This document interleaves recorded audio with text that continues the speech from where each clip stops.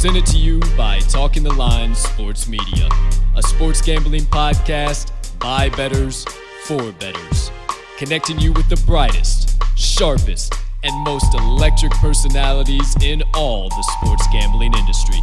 So as always, pull up a chair, open up your mind, and get ready to receive knowledge you won't find anywhere else. We can't thank you enough for joining us, and we hope you enjoy. This is Wise Words.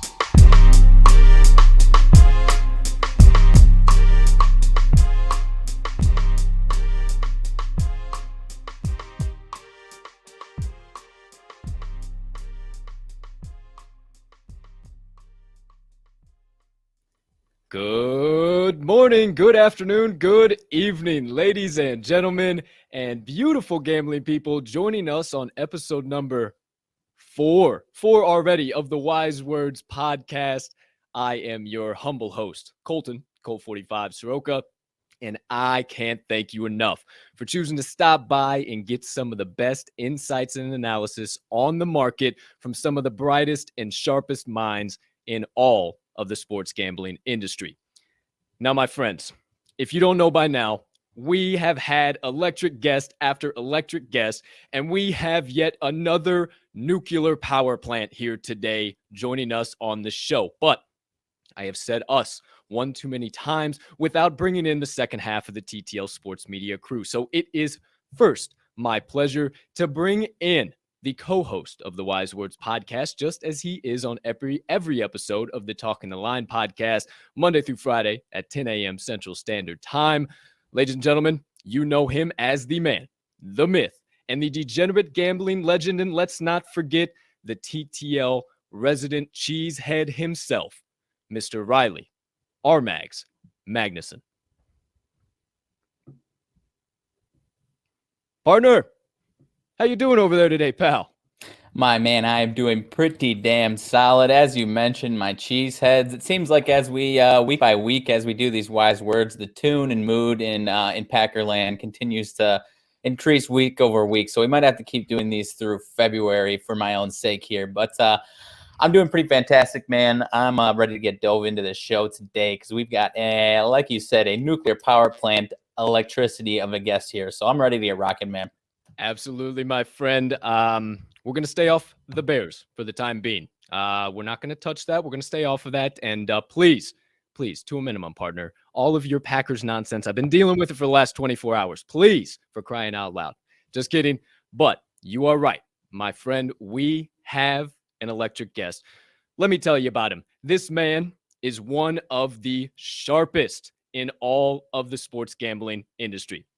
You can get the majority of his knowledge on his flagship podcast, The Cash Consideration Show, with co-host Mr. Carl Haskell and Dan Alexander, but you can also see his insights featured across multiple media outlets such as VSiN, SportsGrid, SiriusXM, SportsMap Radio, MLB Network, the Hammer Dahn Podcast, and more outlets than I have time to name on this introduction. You can find his Storytime from the Book and Nobody Knows Shit segments all across gambling Twitter. And if you don't follow him on there, you are severely missing out. Ladies and gentlemen, shows all across our industry vie for but a few moments of his time, and he has been so kind to grace us with the next 30 to 45 minutes of his presence. So without further ado, it is my pleasure to bring in professional sports betting analyst and content creator, Las Vegas Sportsbook veteran odd maker, and the Sportsbook Consigliere himself, Mr. Dave Sharapan. Wow. Welcome in. Wow. First of all, I'm glad to be here. Second of all, you're hired. That was the best intro promo. I'm on shows nonstop all the time. That was I'm going to talk to Newbie. I'm going to talk to Carl. We got Colton coming on. We got Riley sitting there just observing. There you go. Let's go. I mean, let's go. I'm fired up. I was fired up to come. Now I'm on the edge of my seat. I can't wait. Hey, that's what we're going for. That's what we love to hear. And folks, if you can't tell already, This guy is our guy, the Sportsbook Consigliere. We cannot wait to share all of his knowledge with you guys. And once again, Dave, thank you so much for stopping by and hanging out with us, giving us some of your wise words. Oh, man. Again, I appreciate, I tell people this all the time. Like, if you want to talk, just reach out, because like I'm active on Twitter. You guys see that. I mean, you get in, you DM me or say, hey, can I DM you? And I'll DM you and we'll trade numbers. It was quick, right? I mean, like you sent me a DM. I sent you a text. We said, boom, let's go. Let's do the show. We do the show. Oh, you do a show called Wise Words. You want to talk about sports gambling? Let's go. And the community is there. So I got to tell you guys, not everybody's like me.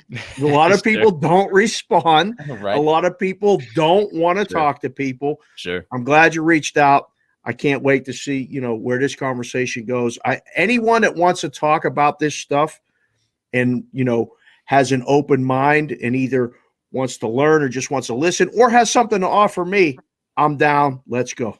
Absolutely. Well, that is looks like it's going to be this theme of the show. Let's go. So first things first, my friend, coming from me. Now, I mentioned it in your intro there, but if you guys don't follow him on Twitter, he has the story time from the book and the Nobody Knows Shit. I absolutely love those. I get a kick out of them every single time. I actually shouted out your Splash the Pot Texas A&M on our daily show today. Got such a good kick out of that. But I know there were probably plenty of them across college football and NFL this weekend. Going to the Nobody Knows Shit segment, what was the best one from this weekend of action? Oh, man, let me take a quick look. Well, I mean, can you say maybe I don't know, because all the rhombuses and the parallelograms, but just my nicknames for the Sharps. Everybody was on the Lions because that line moved down. Yeah. Which one is Nobody Knows Shit? I mean, can you go with the Buccaneers? I mean, like I'm wearing the Rams hat. They arrived too late, but like, right? We told everybody on our show, and I joked kind of mockingly all week. I drove around a couple different places looking for anyone that liked the Rams. I couldn't find them. Like, and even like Saturday was in the book, and I jokingly asked a few people because I wore the Tampa Bay hat on purpose all week, the creamsicle hat, which is a sweet ass hat, but you can't miss with it. Yeah, when you ask someone who do you like in the Rams and Bucks game, and you're wearing the Bucks hat, it takes a little bit of couillons to say like I like the Rams. The guy's wearing a Bucks hat. Like, what do you mean? Well, I couldn't find anybody. So maybe that one is the one with Nobody Knows Shit. The one they did know is like the Packers. I mean, and I'm not just saying that because Riley's sitting there leaning back in his thing. And like, I don't know what's coming on with the Packer fan. But you know where the Packers go next week, or what team comes to Lambeau? I don't even want to talk about it. I got Pittsburgh. Right. That's one that Nobody Knows Shit. Like, the Steelers, they look done. And a lot of people let that number come down and then play the Steelers. I got sucked in, but that's a little too much bias. But yeah, there was a couple things, and then like the college one for me that I was personally on the other side. Was Texas A&M and Arkansas.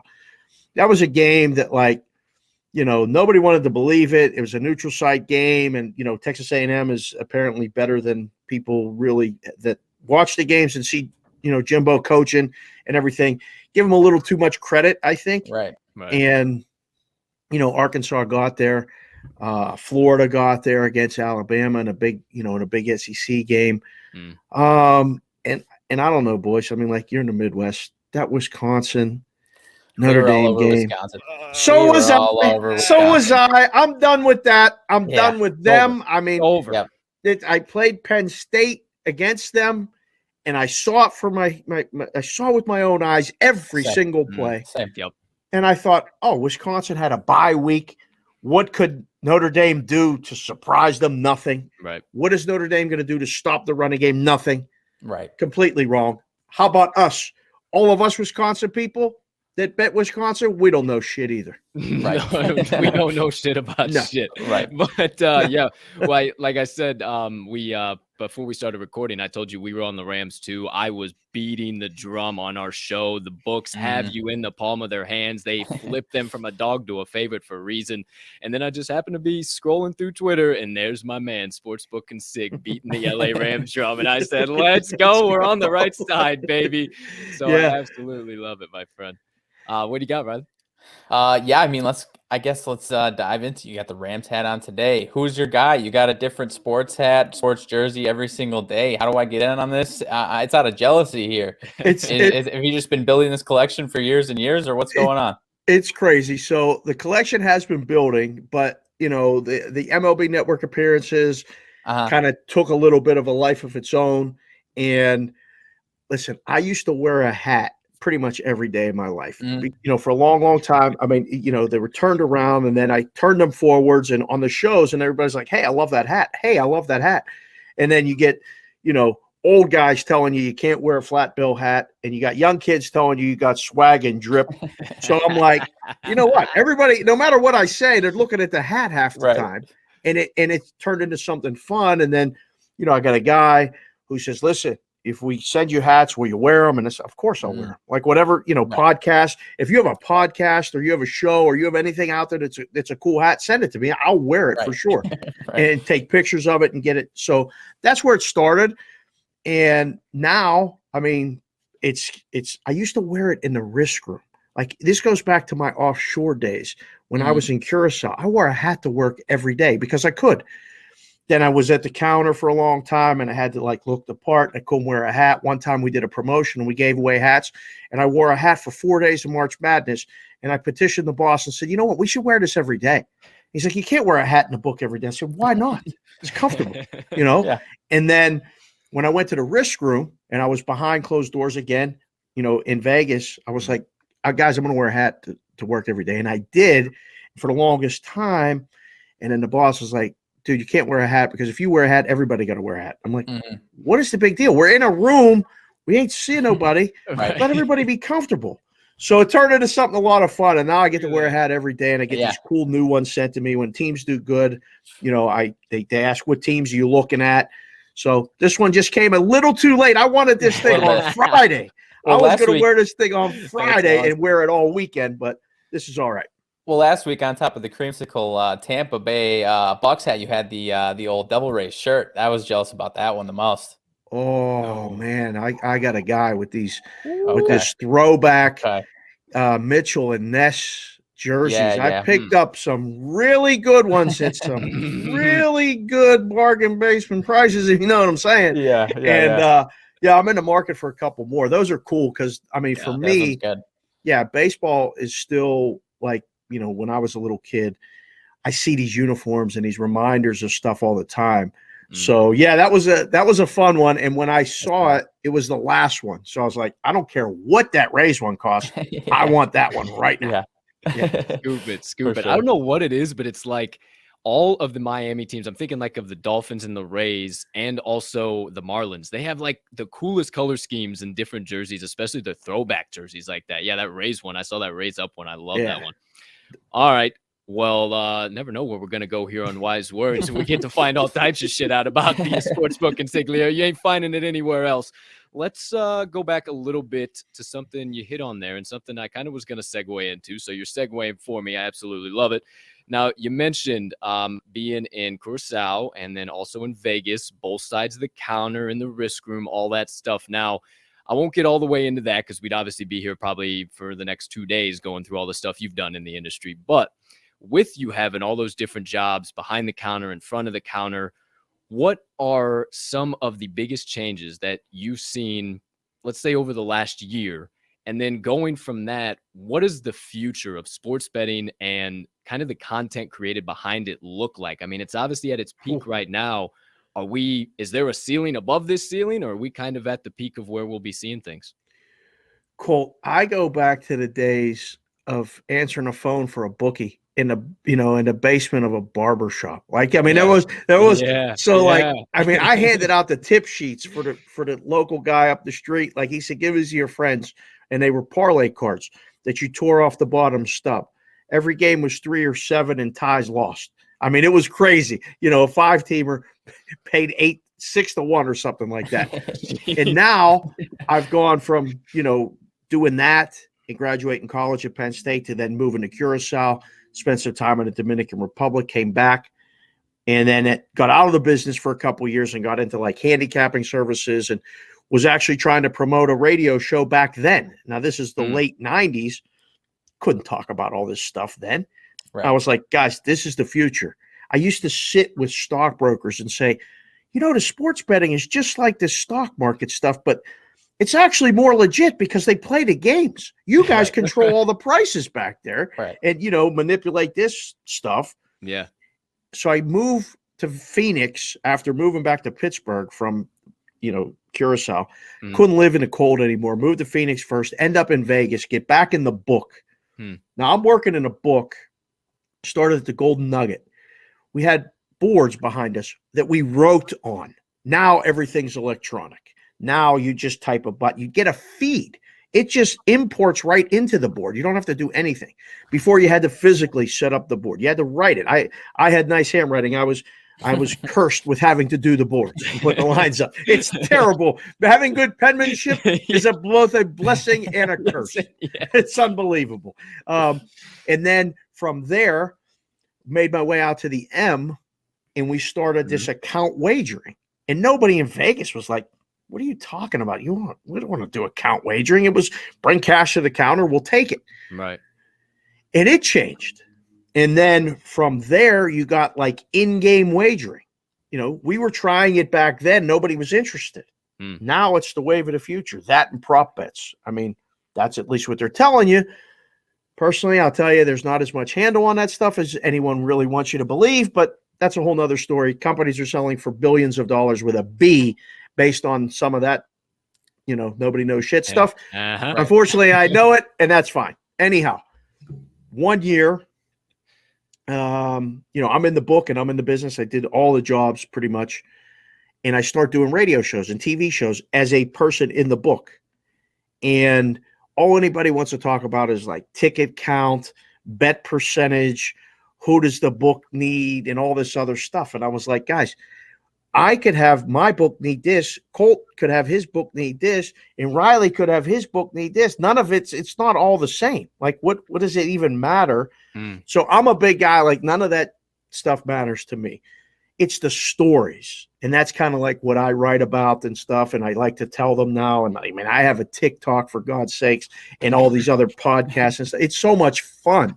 It's supposed to be fun. Yeah. So to get to roundabout way of answering your question. Love it. A year ago, you know, I had a stroke and I got pretty much, I was out of the business, but I woke up and it was like, and thank God I had an unbelievable experience, you know, while I was out. And I kind of said, you know what, the hell with this. I'm doing content. And the content that I think like I'm doing is different in a lot of ways because it's mostly fun and it's mostly sports. It's not that highly technical, like boring stuff. Or I'm not dancing on TikTok yet. I'm not out of the realm of possibility of actually doing it. I'm not above it. I'm really not. But if I have to, I will. But there's everything in between. And I think the beauty of all of this, are we at the ceiling yet, Colt? Hell no. I don't think we're close. Somebody asked me, what inning are we in if it's a baseball game? I said, it's the top of the second. I think it's the top of the second. Now, I love that you said that because we talked with David Behrman last week and he equivalated it to about the top of the third inning. So that's awesome that you said that like that. Yeah, I was just with Behrman over the weekend. He was here to see the Dolphins play. That's right. Play the Raiders. I just went went down and saw him on Saturday. That's so awesome. We were giving each other some crap a little bit about all that. Yeah, I think it's early in it, and I think the best way to be successful at it right now is to just be honest and be knowledgeable about the stuff. I see a lot of people getting into this that really don't know shit. You lose all credibility. Boom, you're gone. Right. Like, you know, guys your age, girls your age, you got to get their attention early. and you got to get it quick. I have 3 daughters that I live in a house of, call it the ocean of estrogen, a wife and 3 girls and grandma. Pap comes, but he don't want to be here. He's outside all the time. So I totally get it. Yeah. But like, ain't nobody listening unless you get their attention fast. So you got to get their attention. You got to be knowledgeable. If you try to get their attention with this flash and dash and do this stuff, and you're not making any sense, they're going to swipe right past you next, and they're never coming back. So I love the fact that guys like you doing shows like this and getting involved and saying, let's go, you know? And so I think the potential is there to really continue to go further. Awesome. I love to hear that. And yeah, with our daily show too, we've always tried to have that aspect of it of like, we don't ever want to be the cookie cutter suits of we're sitting here and giving you our analysis and everything, but we're the real version of us. Like we'll say shit, fuck this, everything. It doesn't matter. You know, we're open, we're real, we're live.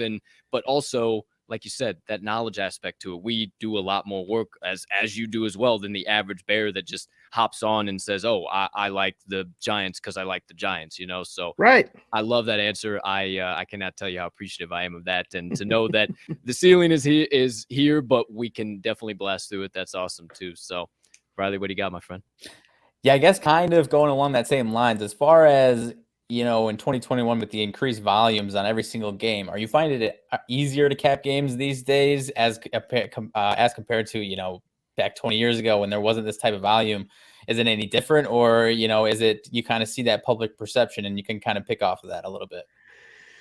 My way of doing it, Riley, hasn't changed. Okay. So I think as a way to like explain it to people that may be new to this or buy into this, like bet percentages and public side versus square side versus sharp side. Again, I use the words parallelograms and rhombuses because it's fun to say and nobody really gets offended, but nobody really knows what side all that means. Right. And I think that's the way you have to approach it. You have to kind of put blinders on and really take good sources of information, but you got to cap the games yourself. Right. I mean, I say it to people all the time. I used to stand at the counter. This used to happen every single Super Bowl. Guy would come up with a strap, which we called a 10-dime strap, 10 dimes in a strap, and say, hey, man, what do you like for the Super Bowl? I need a winner. And I could say to him, listen, I got Biff's Almanac. Okay. I already checked it. It's going to be under. The total is 52. The final score is going to be 24-21. Add 1,000 to this strap, give me 11,000 in 3 hours, maybe 3.5 hours, depending on how long the halftime show is. Come back, I'm going to give you 21,000. Done. Guy would look at me and go, yeah, you know what? I want to win more than that. I don't want that. I have to give you 11,000. I'm only going to get 21 back. And I'm like, yeah, but it's a winner. Like, big winner. I guarantee you I have the winner. He wouldn't do it. He'd be like, you know what? Give me a 3-teamer. Give me a prop. Give me something I can win more on. And I'm like, okay, why'd you ask? So you can do all of this stuff. You can handicap, you can, and it won't matter anyway. So I think as long as whatever process works for you, stick to that and really do your own numbers. That's the only other piece of advice I give people all the time. You want to get better at this stuff? Look at the schedule this week, go down the games. Jacksonville, Cincinnati, make a number. Don't look at the line, just look at the schedule. Write your own numbers. And then compare what the openers are, compare what the closers are, and you'll get a process. And that's how it starts. Uh-oh. We might have lost Riley, but he will eventually come back in here. So no problem at all. A little minor technical difficulty. He might have had something bail out. So no big deal. Nice. We'll keep it rocking and rolling. But actually perfect timing to kind of segue into the next question I had there. And that was kind of going to be all around those lines. And you just mentioned when you're looking at those lines for the upcoming week, hey, Monday, let's just make whatever your line is. Don't look at what it is, make what your line is, and then kind of work from there. Now, it's interesting you say that, and you obviously being a previous odds maker, what exactly goes into, and I'm sure you've been asked this question a million different ways, but what goes into odds makers actually setting the lines? Oh, man. It's almost like asking, how to make a hamburger.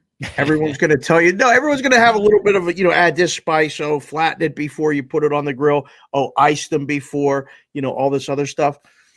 For me, it was pretty simple. Like I equate it this way. do either of you golf? Have you ever played golf? We both golf heavily. Okay. So I'm a field player, a golfer. Okay. There's guys that are analytical players. They sit there and they study their swing path and their angle, and they'll watch video and they'll analyze this and they'll overthink all this stuff, which it's not overthinking. It's just the way they do it. And then they'll go and shoot 80. I'll go to the range, hit 10 or 12 balls and go, all right, I just got to turn my hips a little bit this way. My hands are coming through. Okay. And then I'll go shoot 80. So there's 100 ways to get to a number. Lines making is the same thing. Odds making is the same thing. Sure. I learned how to do it kind of on the back of a napkin. I didn't keep power ratings. I just kept pro sports. The guys, if you're going to do this like for college football and especially college basketball, you got to have like the tools that are out there now. That's why the numbers are so hard. Those sports are so hard to beat, I think. I mean, except for the totals. The totals are where you can really gain an edge, especially in college basketball. What goes into it? It might be as simple as me asking you and asking Riley, all right, we got Vegas at the Chargers next Monday night. What do you make the line? You say 3. Riley says 3.5. I say 3 lay 20. All right, make it 3 with a quick move to 3.5. And it's that simple. I mean, as long as we're doing it, we're talking it out, the process back and forth, you can come to a number. Just don't come to me with some ridiculous numbers to try to get me to go like, hey, we should really shade this high. And then when you're wrong more than you're right, we're going to stop asking you, and you're probably going to be outside with the other guys asking for drink tickets. There you go. So do you guys kind of meeting of the minds, for lack of a better term, and kind of John Q Sample has his rating, you have your rating, and then we kind of lack of a better term, just all kind of come together in the middle, and then okay, bang, there's our number, and then kind of judging, like you said there, move that hook regardless kind of where we see the public being or stuff like that. So, I mean, the last place I was at, we had a great team of odds makers, and we had the head guy, his name was Tony D. He would make the final decision. So he would, like, for the NFL, he would have me and 2 other guys do our numbers and not talk about it and give it to him. And then if he had questions, we kind of had a roundtable discussion, and then he would decide what number we would open with. Okay. Every process is different. I mean, like when I was in Curacao, I was doing it myself. I learned from a guy. I was doing all 4 major sports. It was hard, but we didn't have internet wagering then. It was a big phone room, and I could kind of control the betting from there. There's 2 different actual, I guess, titles. There's a bookmaker and an odds maker. The odds maker usually gives you the number, but he don't take the bets. And the bookmaker, he takes the bets, but he don't give you good numbers. If you find somebody that does both, you got kind of a unicorn. And I kind of made myself, I like to be, in that regard, because I knew what each guy needed. And that was that go between. So, if you think about it, I think you can do both, but sometimes the guy that does one isn't good at the other. And that's been always for years. We used to joke, an inside joke is like, odds maker or a bookmaker. And a guy that's a bookmaker, man, if you called him an odds maker, he'd get mad. That'd be like a square calling a guy sharp or sharp calling a guy square. Yeah. Wrong discussion. It was always fun. I love it. Well, hell, welcome back to the conversation up there, Mr. Magnuson. No idea what happened here, man. Hey, just had to pop out and get yourself a nice little bathroom break. Seriously. No big deal. Hey, if it's going to happen with anybody, it's good it happened with this guy. I think he'll be the most understanding. So, yeah. If you would, so kindly, sir, whatever you got up there, hit him with it. Let's move a little bit closer to NFL here. Any big differences that you're seeing so far out of the first 3 weeks compared to past seasons, or is this a pretty similar season? I know a lot of dogs, ATS wires, are doing well. I guess I didn't look exactly what happened yesterday, but week 1 and 2 away teams had a pretty solid success. Is this pretty close to history, or is this, is there some big differences here compared to previous years? Riley, I think it's already happening. It happened last year with COVID. Being away teams started to really win more decisions. It happened again yesterday. It's happening again right now. I think it's lessening home field advantage. I mean, I know as far as guys in the industry, I've been tooting its horn for 2 years now, saying it's not 3 points automatic anymore. It's not even 2 points in some stadiums. In some stadiums, it's 0. Right. Like, oh, well, home field used to be worth something in the NFL. Right. It's not. It's not nearly as much worth as that. Yesterday, believe it or not, we saw 11 unders, 4 overs. Yeah. Hard to believe, but the game is changing, and it has changed a lot in the past 5 years.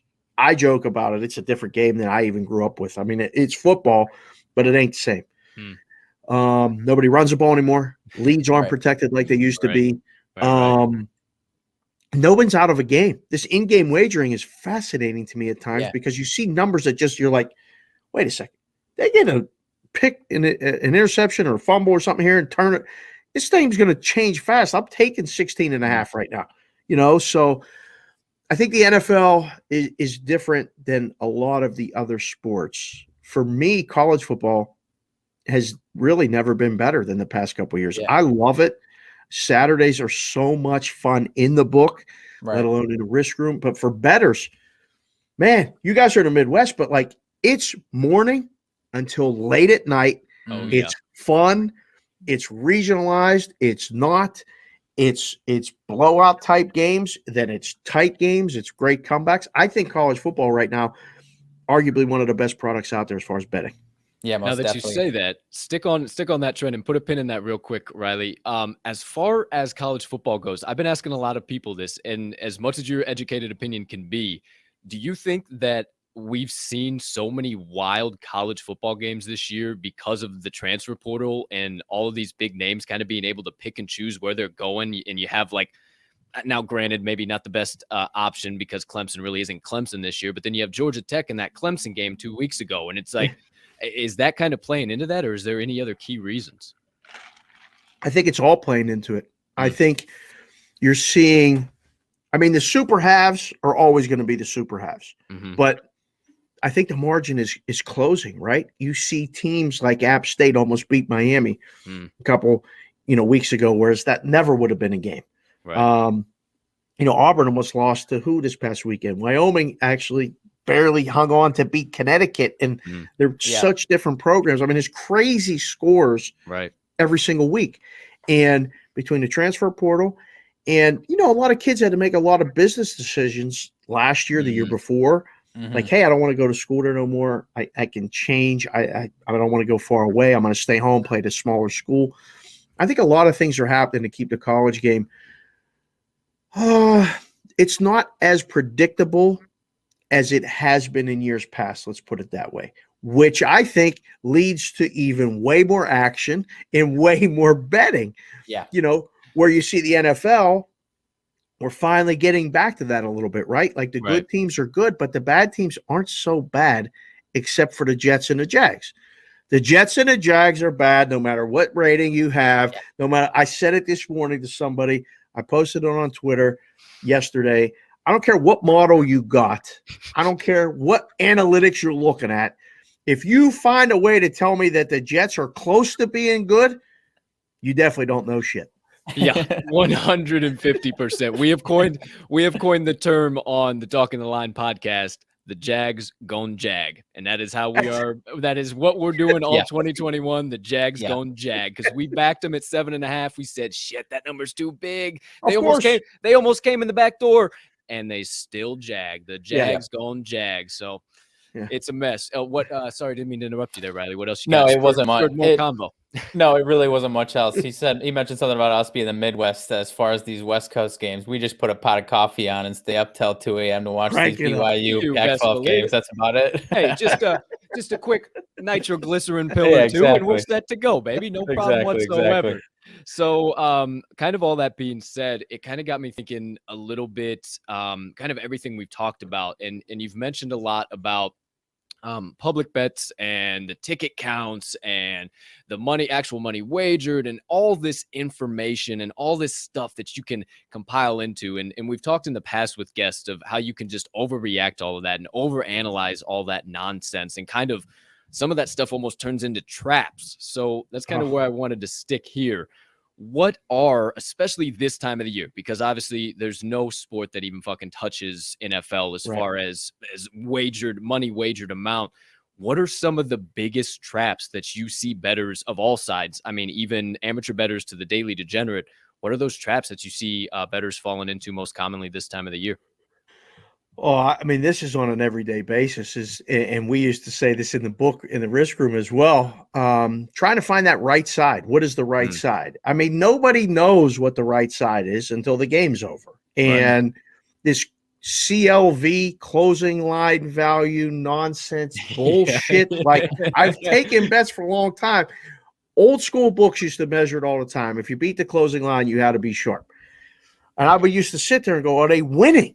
I don't care if they get the best. I've seen guys, I've done it myself. I got the best number in the world. Doesn't even come close. Sometimes it gets you there.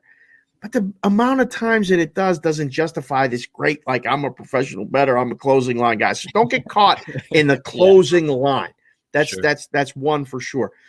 Two, and it's starting to happen more and more because the content is out there, and I think a lot of people are searching for kind of not a foolproof thing, but something they consistently count on is the public dog.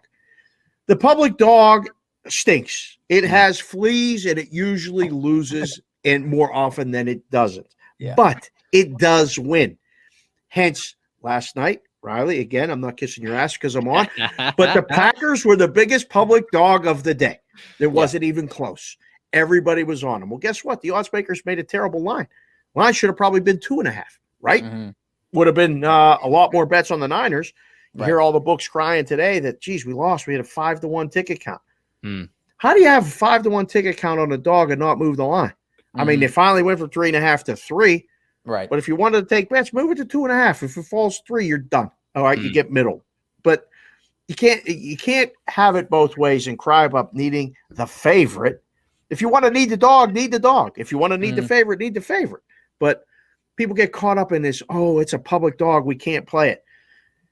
The public wins 2, the sharps lose 2. Everybody wins and loses. There's only a certain percentage of people.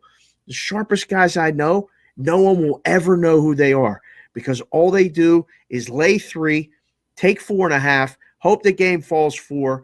They do it all day, all night. In a baseball game, they lay 150, they take 168, go back and forth, grinding out, trying to hold 4% of whatever amount they bet.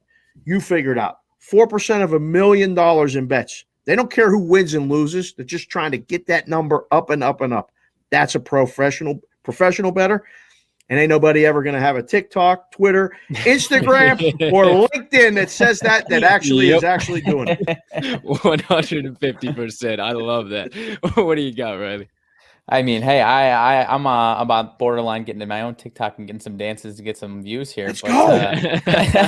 No, I really don't see myself doing that much myself either here. But I mean, you mentioned the Packers line last night itself. Do you think previous history, I mean, what the Niners did to him in 2019, was that the main factor of why they didn't move that line at all? Because I know personally, I mentioned on our show all the time that the 2 games in 2019 basically scarred me to where I was reluctant to take any action on the Packers, even last year when they played the half shell of themselves 49ers. Do you think that's kind of what it was? Pretty straight up last night?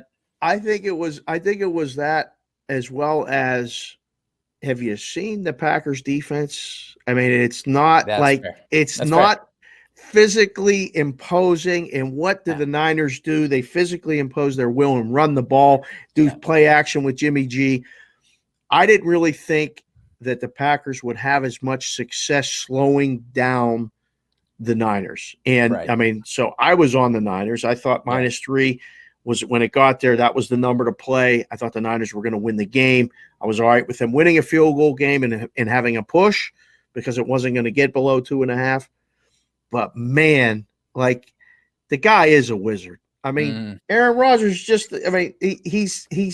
Merlin. He's Merlin. I mean, he's unbelievable. So I mean, that's why it's on me. Like, I bet against him. Like, I thought, I had him the week before on Monday night. Yeah. Just felt comfortable laying those points, saw what I needed to see. Said, oh man, they're going to make him a dog. But when I saw over 3, I was like, oh, wait, this will come down. Saw it 3. So I don't know. Like, I mean, I used to ask people at the counter for years. I used to talk to guys on the phone, why are you betting this? You wouldn't believe the craziest reasons you get. I mean, like the craziest nonsense. So why someone's betting something very not important to me, it's who's betting it. And like I tell people all the time, bankroll doesn't matter. If you're betting $5, $500, 5,000, or $1 million, I've taken bets for all of those amounts every day. Not every day for $1 million, but I mean, we used to regularly take $100K on a football game. Like it was nothing. It doesn't matter. If you're betting it, you're betting your opinion. And that's what, like the other thing in this content space, like, do you actually bet your games? Well, I go on the air and talk about it for 3 hours. It doesn't, do I have to bet it too? Sometimes yes, sometimes no. But I can tell you what I think, and I can make a case for both sides. Can you? And, you know, so you get caught up on all that stuff. None of it matters. Just make your plays, learn to get better so you make more winning plays, less losing plays, and definitely less bad numbers. That's the most important thing. Sure enough. Definitely. Sure enough. Well, hey, I just took a quick peek here, and we're about 40 minutes in. Yes, sir. So I know you had right around this ballpark, kind of an hour somewhere in there. Yep. We want to give you some time. We know you are an extremely busy man outside of the few little bits of time that you get to do extra stuff like this, and we are eternally grateful for you taking some time to do this. We cannot tell you how much we appreciate it. Again, my friend, you are the man. Thank you, thank you, thank you.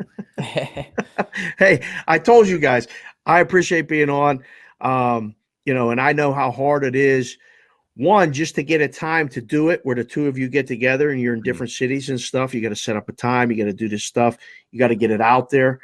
It's good. Just keep plugging. Just keep pushing. And, you know, I'll do anything I can to help you. As you reach out, if you get in, you know, people and you want to talk to people and you say, hey, Dave, you know this guy? Yeah, here. Do the show. Do the show with Colton Riley. Good guys. Yeah. So anything, like I said, anything I can do, we can do. I'm doing stuff every day. I mean, is this the time I'm supposed to plug all these places I'm doing? You want me to do that now? Hey, we can do that. We can do that right now. But one more time, we appreciate the hell out of you, Dave. I mean, most definitely, man. Thank you for real. We will definitely heed those words of knowledge, and honestly, that your word and that is worth more than anything we could have asked for over this whole show. So thank you so much, my friend. And if you guys don't follow him on Twitter, you can see it in his bio, but he's also all over the place. Dave, please let us know, where can we get all of your insights, knowledge, analysis, everything in between? So while I was in the book, I came up with this idea. Actually, Alan Berg, who's now the director of trading at WinBet, came to me and said, Big Dave, we got to do a podcast. And I'm like, what are you talking about? He's like, we'll get on and we'll talk about the games. We'll talk about this. So it started almost 5 years ago between me, him, and another guy who's out of the business now. We got Motoy Pearson, who's at These Takes on Twitter. The three of us got together. It was 3 odds makers working at 3 different books talking about the games. It's called Cash Considerations. Those guys have gone on to become very too busy to do podcasts and stuff now. So they're trading and they're coming up with numbers and they're doing all that stuff. I'm still doing the media stuff. So Cash Considerations, it's at Cash Consid Show on Twitter. We got a YouTube channel now. All of the stuff's on there. Hopefully we'll figure out a way to cut this up and get it on there as well, get it on the channel. But Cash Considerations is the main thing. I do another show, college football specific, called 8 in the Box with a guy named Brad Howe. He's on Twitter at BradHowe07. Former West Virginia Associate Athletic Director, been in the business and the sports side of it for 20 years. Now he's on the air. He's been on the air for like almost a decade. Now he's doing sports gambling. Him and I get together and do that podcast. Every day, Monday through Friday on SportsGrid and SiriusXM 204. It's from 4 to 7 Pacific, 7 to 10 Eastern. We talk about in-game live. I get to basically sit and watch games and talk about the numbers and where it's going, where I think it's going to be. It's a dream. It's literally like sitting in a book. Yeah. You know, it doesn't sound very good. It doesn't sound like a fun gig. What the hell? It's terrible. It is so hard to, like, every day I got to just set the time for what games are on, and I got to open my odds board and screen and look at the numbers and then talk about it. It's crazy. Hey, somebody's got to do it. Somebody's got to do it, and that's what I do every day there. And then, like, tomorrow, I'll be on MLB Network. You know, they have reached out. We kind of came to an agreement that I'm an MLB Network personality.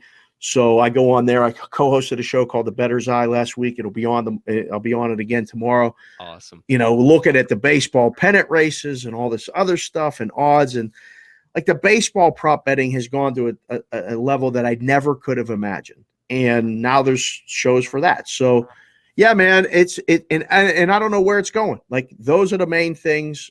Twitter obviously changed my life. I was doing it for fun and just an outlet to talk to like-minded people. And now I got gigs out of it. I'm not sitting there booking, Akron first half, which I'm okay with, because those were the hardest things to do. Like, I'm trying to make a number for Tarleton State against, somebody. I'm like, well, I don't even know where the school is. How am I coming up with this number? I'm reading stuff online going, I don't know what I'm going to do. Now the stress is like, all right, what hat am I going to wear on this show? Yeah. So, I'm blessed, very, very thankful and lucky to be in the position I'm in. And man, I mean, we're just going for it. And opportunities like this to be on shows like yours, I welcome it every day. Well, we absolutely love it. Love all of that. If we can ever be assets to you, you heard it here from us first. We would love to be that as well to you, and cannot thank you enough once again for being an asset to us and coming on episode number 4 of Wise Words, my friend. Quattro it is, baby. Love it, baby. Quattro. There it is. Yes, sir. Yes, sir. All right, Riley, before I wrap us all up, get us all out of here, all the beautiful people that joined us today, anything else you got left, my friend? I'm all out of stuff, my friend. All right. It's that time. As always, beautiful people that decided to join us on episode number 4, Quattro of the Wise Words podcast. We can't thank you enough for choosing to stop by, get some of the best insights and analysis from one of the most electric names in all of the sports gambling industry, Dave Sharapan at the Sportsbook Consigliere. Thank you once again, Dave, and to all of you. Thank you so much. We hope you have a spectacular rest of your Wednesday, unless you have any other plans. And hey, partner, let's cash some tickets.